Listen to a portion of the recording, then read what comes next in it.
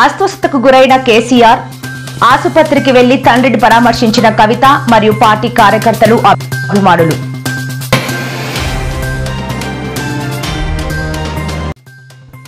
ఇరవై 23 రోజుల్లో mega DSC విజయవంతంగా పూర్తి చేశామన్న మంత్రి నారా లోకేష్. త్వరలోనే డిఎస్సి తుదికి విడుదల చేస్తామని వెల్లడి.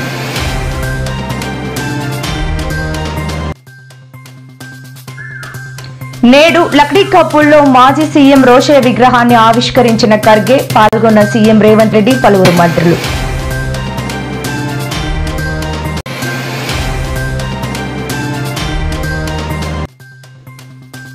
నేడు తెలంగాణ సెక్రటరియట్ ముట్టడికి ప్రయత్నించిన నిరుద్యోగులు. ఈడ్చికెళ్లి మరీ అరెస్టు చేసిన పోలీసులు.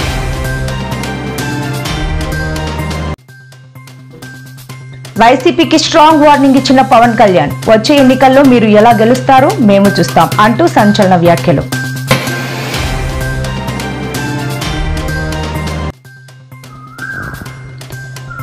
పాషా మైలారం పేలుడు ఘటన, ప్రభుత్వం తీరుపై కేటీఆర్ మండిపాటు.